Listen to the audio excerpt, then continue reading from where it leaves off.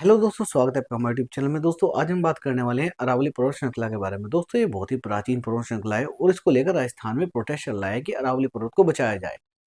दोस्तों आपने देखा होगा सोशल मीडिया पर भी एक हैशटैग ट्रेंड कर रहा है कि सेव अरावली। दोस्तों आखिर इसको लोग बचाना क्यों चाहते हैं, क्यों इसको लेकर वीडियो पोस्ट करें, क्यों इसको लेकर अपने फेसबुक इंस्टाग्राम सभी पर पोस्ट करें कि अरावली पर्वत को बचाया जाए। दोस्तों इसके पीछे बहुत ही बड़ा कारण है।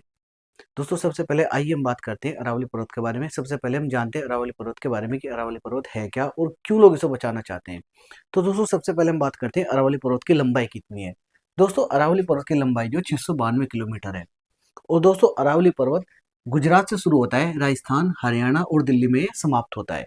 यानी इन चार राज्यों से इसकी सीमा लगती है।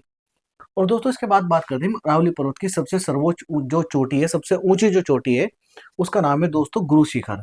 और ये माउंट आबू में है और ये 1722 मीटर ऊंची है और ये सिरोही जिले के राजस्थान में स्थित है।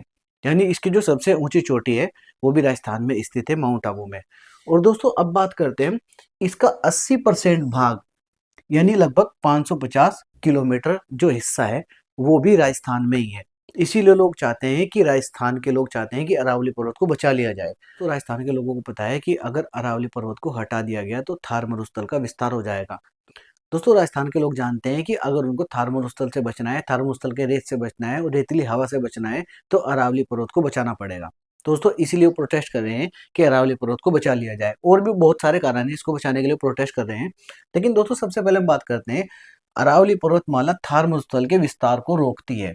क्योंकि अरावली पर्वत के पीछे है थार मरुस्थल और थार मरुस्थल रेत ही रेत है। अगर अरावली पर्वत हटा दिया गया तो थार मरुस्थल का विस्तार हो जाएगा, यानी आगे रेत ही रेत बढ़ जाएगा और आप जो सांस लेते हो उसमें भी आपके धूल भरे कण आपके फेफड़ों में जाके जा जमेंगे। जैसे आज दिल्ली वाले प्रदूषित हवा से परेशान है, कल को अगर अरावली पर्वत हट गया तो थार मरुस्थल से जो रेतीली हवाएं चलेंगी उससे केवल राजस्थानी, गुजरात, राजस्थान, हरियाणा, दिल्ली टोटल के टोटल लोग परेशान हो जाएंगे। आज तो पोल्यूशन की हवा से भी परेशान है, लेकिन कल वे रेतीली हवा से परेशान हो जाएंगे। और दोस्तों इसके और भी कारण है, चलिए हम बात करते हैं। दोस्तों यहाँ से नदियों का भी उद्गम होता है। यहाँ से कौन कौन सी नदी निकली हुई है? बनास नदी, लूली नदी, साबरमती नदी, कोठारी नदी जैसी की नदियों का उद्गम अरावली पर्वत में है। और दोस्तों अब बात करते हैं इसका मुख्य कारण क्या है, इसका विवाद क्या है। दोस्तों हमारे जो पर्यावरण मंत्रालय है ने TN गोदावरमन केस में एक रिपोर्ट सुप्रीम कोर्ट को सौंपी और सुप्रीम कोर्ट ने वो रिपोर्ट एक्सेप्ट भी कर ली। उसके दो मुख्य बिंदु थे। दोस्तों दो मुख्य बिंदु क्या थे? दो मुख्य बिंदु ये थे कि 100 मीटर से कम ऊंची पहाड़ी होगी उसको अरावली पर्वत का हिस्सा नहीं माना जाएगा। यानी जो पहाड़ी 100 मीटर से कम ऊंची होगी उसको अरावली पर्वत का हिस्सा नहीं माना जाएगा और उसको बाद में फिर काट दिया जाएगा। अब दोस्तों दूसरा बिंदु क्या था? दूसरा बिंदु ये था कि अगर पहाड़ियों के बीच 500 मीटर से ज्यादा गैप है तो वो भी अरावली पर्वत का हिस्सा नहीं माना जाएगा। अगर एक पहाड़ी यहाँ पे है और दूसरी 500 मीटर से ज्यादा डिस्टेंस पे है तो भी उसको अरावली पर्वत का हिस्सा नहीं माना जाएगा, उसको भी काट दिया जाएगा, वहां पर खनन हो जाएगी। तो अगर अरावली पर्वत को हटा दिया जाता है, अरावली पर्वत को काटा जाता है तो उसके क्या प्रभाव होंगे, चलिए मैं आपको बताता हूँ। दोस्तों सबसे पहला प्रभाव थार मरुस्थल का विस्तार होगा, यानी रेतीली हवा में आपको सांस लेनी पड़ेगी। और दूसरा दोस्तों बात करते हैं धूल भरी आंधी का प्रकोप, यानी बहुत तेज हवा चलेगी, धूल भरी आंधी जो कि आपकी बर्दाश्त से बाहर होगी। और दोस्तों तीसरा बात करते हैं नदियां खत्म हो जाएंगी, जल का स्रोत खत्म हो जाएगा। क्योंकि ये जो नदी लूनी, बनास, लूनी, साबरमती और कोठारी जो नदी निकलती हैं, ये पहाड़ कटेगा और ये नदी खत्म हो जाएगी। दोस्तों अगर नदियां नहीं रहेंगी तो वहां पर क्या होगा, जो जल स्तर है वो बहुत ही नीचे चले जाएगा। और अगर जल स्तर नीचे जाएगा तो दोस्तों जल संकट होगा, जल संकट होगा तो कृषि संकट होगा, अगर कृषि संकट होगा तो जीवन संकट होगा।